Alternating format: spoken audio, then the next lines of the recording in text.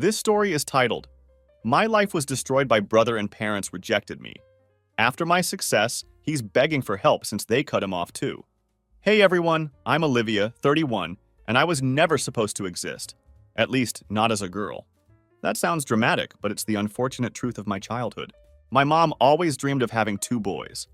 She wanted her perfect sporty team of sons who would carry on the family name and fulfill everything she had envisioned in her head.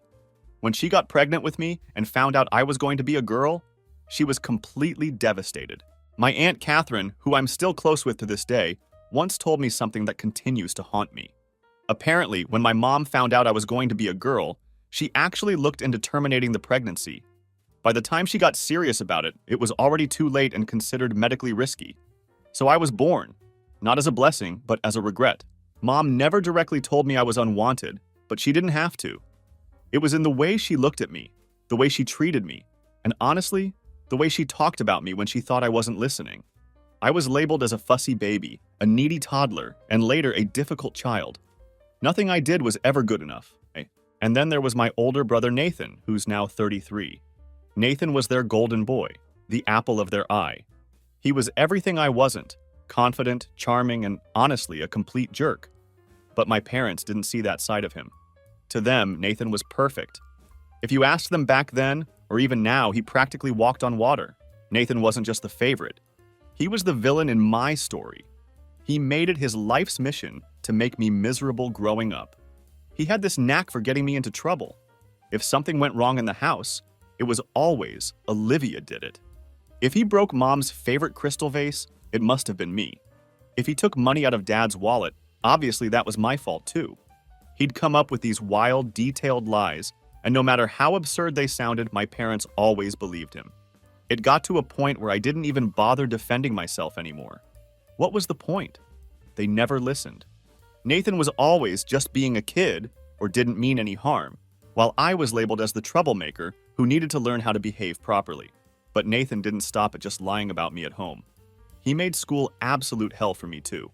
He spread rumors about me to my classmates, sometimes in ways that were so subtle I didn't even realize it was him at first. I'd notice friends pulling away and acting distant, only to find out weeks later that Nathan had told them I said something nasty about them, or that I was too weird to hang out with. By the time I hit middle school, I didn't have many close friends left. I couldn't bring people over to the house because Nathan would either humiliate me in front of them or later use whatever he overheard against me.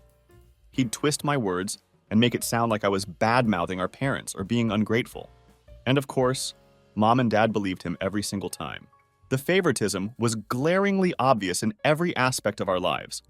For example, every year, Nathan got a big birthday party with all his friends, fancy decorations, and even a rented inflatable castle one time. When it came to my birthday, it was just a store-bought cake at the dining table, and maybe a card if they remembered. One year, they forgot entirely. I remember Nathan's smug face when he sneered, "Guess you're just not that important." It's not like I was a perfect child or anything. I wasn't super outgoing, and yeah, I was a bit sensitive. But can you blame me? Growing up in a house where I was constantly put down or ignored took a toll on me. I felt like I was screaming into a void, desperate for someone to notice me, to care. But the only people who seemed to matter in that house were Nathan and my parents. And Nathan? He reveled in it. He knew he was the favorite, and he used that power against me every chance he got. If I ever dared to call him out or stand up for myself, he'd run to Mom and Dad, spinning some story about how I was being mean to him or starting fights. It didn't matter that he was the instigator. He was the golden child, and I was the problem. I remember one time in high school, I finally thought I'd caught a break.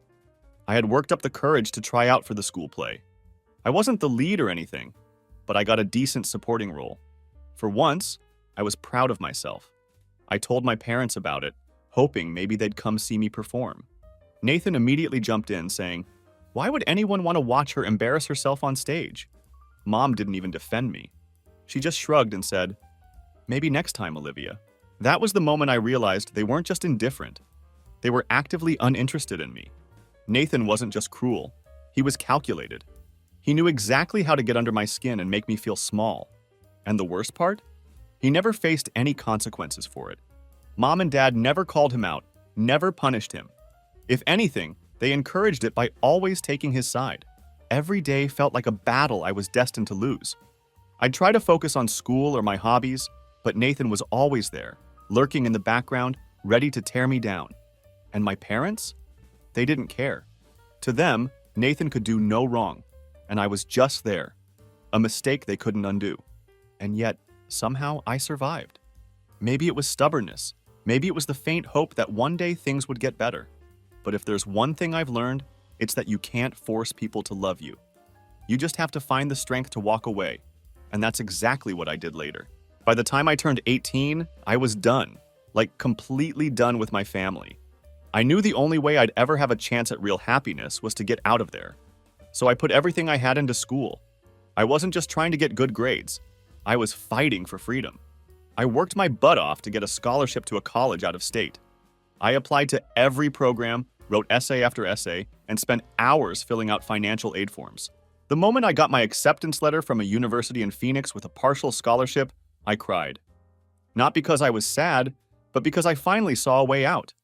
A real, tangible escape route from the toxic environment I'd been trapped in for 18 years. The day I left for college, I didn't even get so much as a "we'll miss you" from my parents. It was a stark contrast to how they had helped Nathan pack up and move into his fully furnished apartment when he decided to live on his own. Me? I got a pat on the back and a good luck. Mom even had the nerve to say, "Don't forget to call us if you need help," knowing full well they wouldn't lift a finger if I actually did reach out. Nathan stayed in our tiny Wisconsin hometown, of course. My parents paid for everything. His rent, his car, even his groceries. Meanwhile, I was completely on my own. I remember walking into my bare dorm room, looking around at the empty walls, and realizing this was the first time I was truly free. It was terrifying and exhilarating all at once. Once I left, my parents wasted no time cutting me out of their lives. At first, I tried keeping in touch.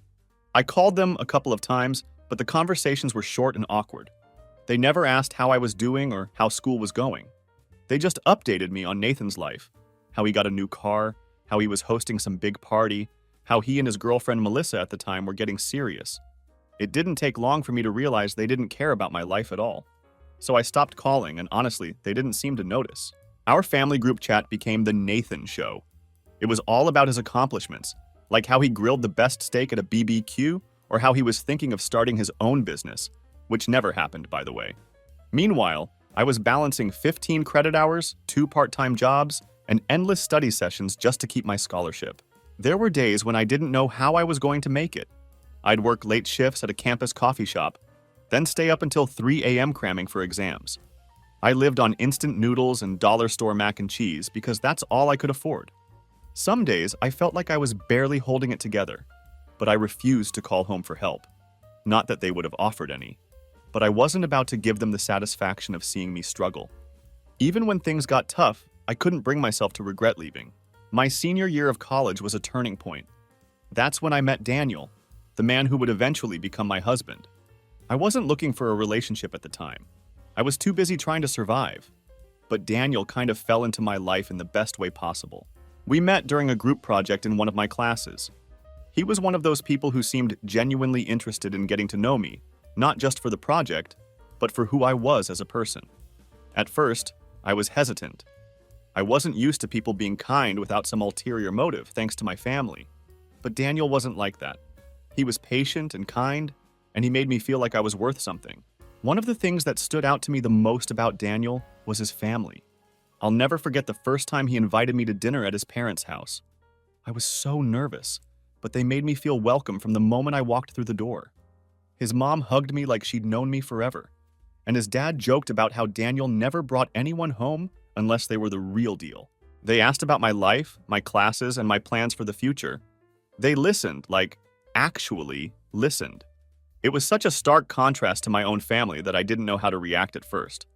But over time, I started to let my guard down. Daniel's family became the support system I never had.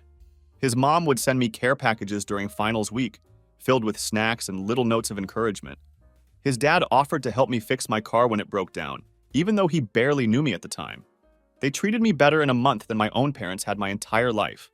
Graduating college felt like the ultimate victory. My parents didn't come to my graduation, of course, but Daniel and his family were there, cheering me on. After graduation, Daniel and I moved in together. We didn't have much, but we made it work. I got a job as a data researcher, and he started working as a civil engineer. We built a life together piece by piece, and for the first time, I felt like I was where I was supposed to be. My wedding was the final nail in the coffin for me and my family. A lot of people have this idea that weddings bring families together, that they're this magical event where even the most strained relationships can heal. Yeah, that wasn't my experience. My wedding didn't bring my family closer. It exposed, actually confirmed, just how little they cared about me. When Daniel proposed, I was over the moon. He popped the question on a quiet hike, just the two of us. It was simple and perfect, exactly what I wanted. After I got home, I took a picture of the ring and sent it to my family group chat with a little "I said yes" message. I wasn't expecting a parade or anything, but I thought I'd at least get a congrats or some kind of acknowledgement. Instead, nothing. I got left on read. I checked the chat later that night, and I could see they'd all read the message. Mom didn't reply. Dad didn't reply. And Nathan, of course not. I even double-checked to make sure the message was actually sent. It was. They just chose to ignore it. That was the first time I realized they probably weren't going to care about my wedding at all. And I was right. As I started planning, I kept trying to include them. I'd send my mom texts asking for her opinion on things like venues or color schemes. Nothing big, just stuff like, "What do you think of these flowers?" Or, "Do you have any recommendations for a dress shop?" Half the time, she wouldn't reply. The other half, she'd give me these one-word answers like nice or pretty, which basically screamed, "I don't care." At one point, I even asked if she wanted to come with me to look at dresses. She said she was too busy. Too busy doing what? I have no idea. Watching TV, maybe. So I just stopped sending anything. Meanwhile, Daniel's mom was over the moon. She helped me pick out my dress, organize the guest list, and even spent an entire weekend de-eyeing centerpieces with me. She made me feel like I actually mattered. Nathan, on the other hand, took it a step further. Not only did he not care about my wedding, but he actively tried to sabotage it. My cousin Maya, the only family member I still talk to, who's now renting a room in my parents' house because her parents are in a different country and were worried about her living on her own, later told me how Nathan convinced my parents that I was disrespectful and ungrateful for not involving them enough in the wedding prep. He told them I didn't care about their opinions and that I was intentionally leaving them out of everything. What really pissed me off was that it wasn't true. I tried. I reached out. I asked for their help. They were the ones who didn't care. They were the ones who ignored me. But of course, Nathan spun it like I was the bad guy. And my parents, being who they are, were easily convinced. Things escalated when I sent out the wedding invitations. I included my parents and Nathan, of course, even though I was starting to wonder why I bothered. A few weeks later, I called my mom to ask if they'd RSVP'd yet because I hadn't heard anything. Her response? "Oh, we haven't decided if we're coming yet. Nathan said we should think about it." Think about it? What was there to think about? It was my wedding. I was their daughter. But apparently, Nathan had been telling them how I didn't deserve their support. He told them I only reached out to them when I wanted something and that I didn't truly value them as a family. That was rich coming from Nathan, who spent his entire life taking from them without giving anything back. He got everything handed to him on a silver platter. But somehow, I was the ungrateful one for not worshiping them the way he did. As the wedding got closer, it became clear they weren't coming. Mom stopped responding to my messages altogether, and Dad barely said 2 words to me when I called. Maya tried to convince them to change their minds, but Nathan doubled down, telling them they were supposed to be the center of everything. The irony of that statement still makes me laugh. I literally asked them to be part of the process. I wanted them to be involved, but they made it clear over and over again that they didn't want to step in. And now they were twisting it. The wedding day came, and they weren't there. No text, no call, nothing. Just empty seats where my parents and brother should have been. I won't lie, it hurt. Even though I knew not to expect much from them, it still stung to look out into the crowd and not see them there. But Daniel's family, they showed up in full force. His parents, his siblings, his cousins, they were all there cheering us on and celebrating with us. His mom even gave a little toast during the reception, saying how proud they were to officially welcome me into the family. After the wedding, I decided I was done. I didn't call my parents to ask why they didn't come. I didn't send them pictures or updates. I didn't even bother replying when Nathan sent me a snarky text saying, "Hope your big day was worth ignoring your family."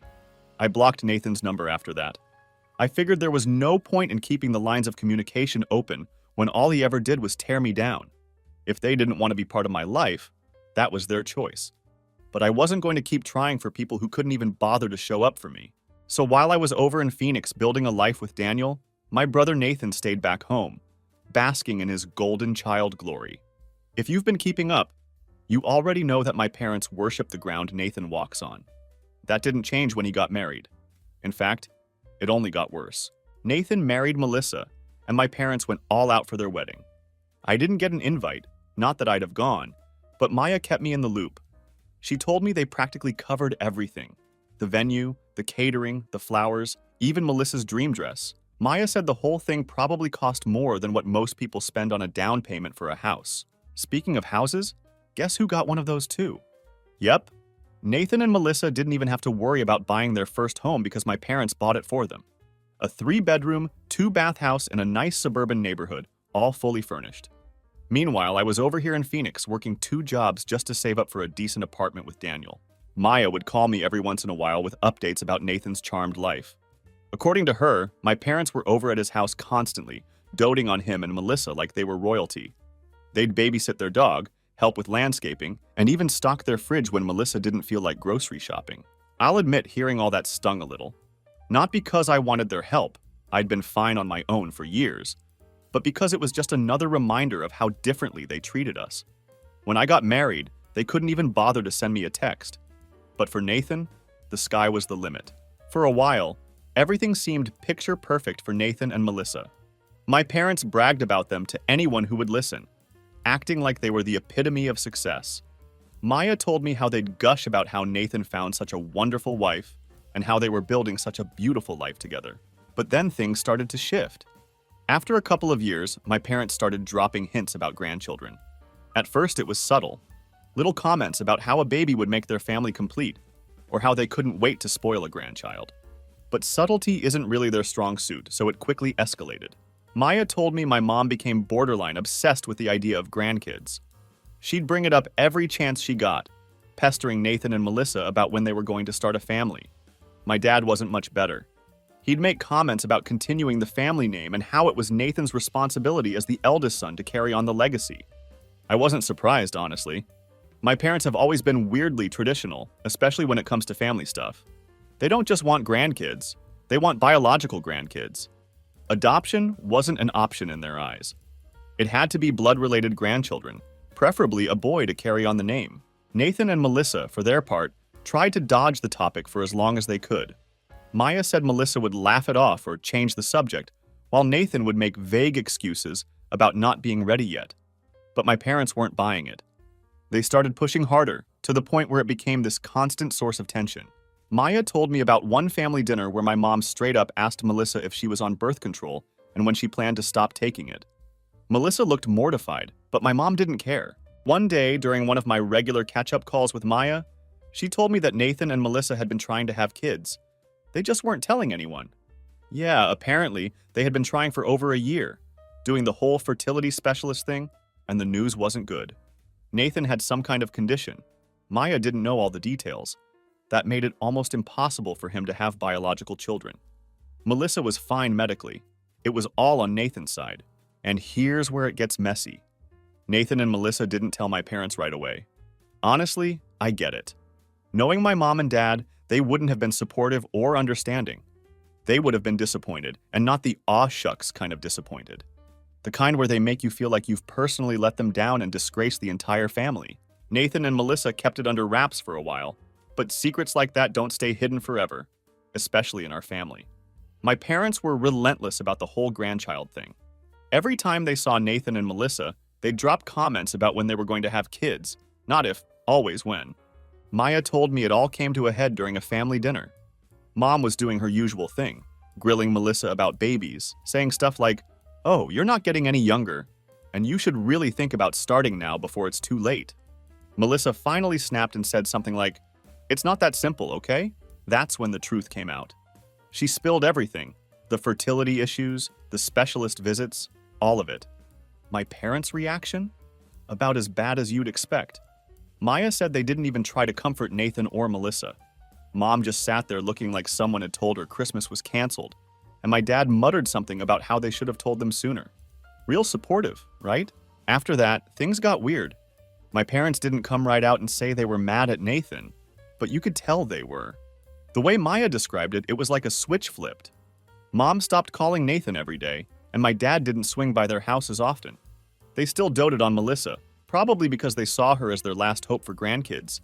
But Nathan? Not so much. Maya said Mom started making passive-aggressive comments about adoption, like, "Well, I guess it's better than nothing," and "It's not the same though, is it?" She'd go on and on about how their friends were all real grandparents with real grandkids. My dad, on the other hand, kept talking about how Nathan needed to figure it out. Like, what was he supposed to do? Snap his fingers and magically fix his infertility? Nathan, for once in his life, didn't know how to handle the pressure. He'd spent his whole life being the golden child, the one who could do no wrong. Now, suddenly, he wasn't living up to their expectations, and it was eating him alive. Maya told me Nathan started acting out in ways that weren't like him. He was snapping at Melissa, picking fights over stupid things, and even lashing out at my parents during family gatherings. He'd always been good at staying on their good side, but now he was struggling to keep it together. Melissa wasn't handling it much better. Maya said she was tired of being treated like a baby-making machine. She started avoiding family events altogether, and when she did show up, she barely spoke to anyone. It was obvious she was over it. One night, Maya called me with an update that really drove home how bad things had gotten. Apparently, Nathan had a meltdown at another family dinner. Are we noticing a pattern here? Mom had made some comment about how disappointing it was that she might never have biological grandkids, and Nathan just lost it. He told them they were being selfish and that this wasn't something he could control. Maya said my parents were stunned. Mom tried to guilt trip him, saying stuff like, "We're only thinking about the family," and "Do you know how much this means to us?" But Nathan wasn't having it. He stormed out, and Melissa followed him. Here's the thing. Part of me felt bad for Nathan. Infertility isn't something anyone chooses, and the way my parents reacted was awful. But another part of me couldn't help but think that he was finally getting a taste of what it was like to be on the other side of their impossible expectations. He'd never had to deal with their disapproval or their guilt trips because he could do no wrong in their eyes. Now he was learning what it felt like to not measure up, and it was clearly breaking him. Maya told me my parents started putting more pressure on Melissa after that. They were still hung up on the idea of biological grandkids, and they didn't care how it happened. They kept pushing for solutions that were completely unrealistic, like expensive treatments that Nathan and Melissa couldn't afford without help. The whole thing became this toxic cycle. My parents would pressure Nathan and Melissa, they'd push back, and then my parents would double down. It was like no one could admit that maybe, just maybe, things weren't going to turn out the way they wanted. I felt bad for Melissa. She didn't sign up for this level of crazy when she married Nathan. On the other hand, I couldn't feel too sorry for him. After a while, my parents were furious and threatened to cut Nathan off financially unless he could fix the situation. And of course, Nathan can't afford living without their help. He's been almost completely dependent on them. And because my parents are all about bloodlines and family legacy, their brilliant solution was for Nathan to come crawling to me. They wanted him to convince me to give my unborn baby their last name. Not just my baby, their legacy. The audacity, right? Maya called me one night, and I could hear the tension in her voice. "Olivia," she said, "Nathan's desperate. They're putting so much pressure on him, and now he's coming for you. Be careful." Sure enough, a couple of days later, Nathan showed up unannounced at my house in Phoenix. Let me tell you, seeing him on my doorstep was surreal. He looked nothing like the smug, arrogant brother I remembered. Instead, he looked tired and defeated, like life had finally smacked him in the face. I let him in, mostly because I wanted to hear what he had to say. He started rambling right away, launching into this sob story about how hard things had been since our parents found out about his infertility. He said they'd been relentless, blaming him for ruining their dreams of grandkids and threatening to cut him off if he didn't make it right. Nathan tried to blame everything. His behavior growing up, his role in turning my parents against me, on stress. He said he'd been under so much pressure to be the perfect son that he didn't know how to handle it. "I didn't mean to hurt you," he said, wiping his eyes dramatically. "I just didn't know how else to deal with everything. Honestly, I wasn't buying it." Nathan's actions weren't about stress, they were about control. He'd spent years making my life hell because he could, because he knew our parents would always take his side. And now he wanted me to swoop in and save him? Yeah, no. I let him talk until he finally got to the real reason he was there. "Olivia," he said, "I need your help.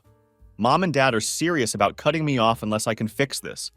They need the family name to continue, and they think your baby is the answer. Please, just give the baby our last name. It's the only way to save our family." I couldn't help it. I laughed. Like, actually laughed out loud. "Nathan," I said, "you've got to be kidding me. After everything you did to me, you want me to hand over my child to fix your mess?" "Not a chance." Nathan looked stunned, like he genuinely thought I'd say yes. He tried to guilt trip me, accusing me of being petty and holding grudges. "This isn't about the past," I told him. "This is about protecting my family. My kids will have nothing to do with the people who treated me like I didn't matter." He kept pushing, saying how I was ruining his life by refusing to help him. He even tried to play the victim, saying he didn't deserve to be punished for something he couldn't control. "Olivia," he said, "if they cut me off, I'll lose everything." That's when I lost my patience. "Nathan," I said, "you've spent your whole life taking from me. My peace, my friends, even my parents' attention. And now you want to take from my kids? Absolutely not. If they cut you off, that's on them, not me. Maybe it's time you learned what it's like to stand on your own 2 feet." Nathan stormed out after that, slamming the door behind him. I felt a mix of emotions, anger, relief, and a weird sense of closure. For the first time, I stood up to him and didn't let him manipulate me. It felt good. A few days later, Maya called me with an update. Apparently, my parents followed through on their threat and cut Nathan off financially.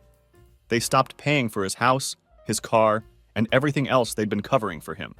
Maya said Nathan and Melissa were struggling to adjust to life without my parents' endless support. Melissa, who'd been used to living a cushy life, wasn't happy. Maya said she overheard Melissa complaining about how unfair it was that Nathan couldn't just fix things with me. I almost felt bad for her, but then I remembered how she'd gone along with my parents' toxic behavior for years. So after Nathan failed to get me to cave, my parents decided to step in themselves. I wasn't exactly surprised. It started with a phone call from my mom. I hadn't heard from her in years, literally years, so seeing her name pop up on my screen was jarring. At first, I thought about ignoring it, but I was curious to see what she had to say. I picked up, and she immediately launched into a rehearsed-sounding apology. "Olivia," she said, her voice dripping with this faux sweetness that I hadn't heard since I was a kid, "I just wanted to say how sorry I am for everything. We've been thinking about you so much, and we miss you." "Miss me? Since when?" She kept going, trying to make it sound like they'd had this big epiphany about how they treated me. "I know we made mistakes," she said, "but we're family, and I think it's time we start fresh." I cut her off. "Is this about Nathan?" There was a long pause on the other end. She clearly hadn't expected me to be so direct. "Well, yes," she admitted, her tone shifting. "But it's not just about him. It's about the family. We need to come together, Olivia. We've all been through so much." And then she started with the guilt trips. "You know how much this means to your father and me. All we want is to make things right. Your baby could bring this family back together. Don't you think it's time we put the past behind us?" I could feel my blood boiling. "Put the past behind us?" I said. "You mean the past where you treated me like I didn't exist? The past where you gave Nathan everything and left me with nothing? That past?" She tried to backpedal, but I wasn't having it. I told her I wasn't interested in letting them use my child to fix their mistakes. She started crying, saying how much it hurt her to hear me talk that way, but I stood my ground. A few days later, my dad called. If my mom's tactic was guilt, my dad's was anger. He started off by saying how disappointed he was in me for being so selfish.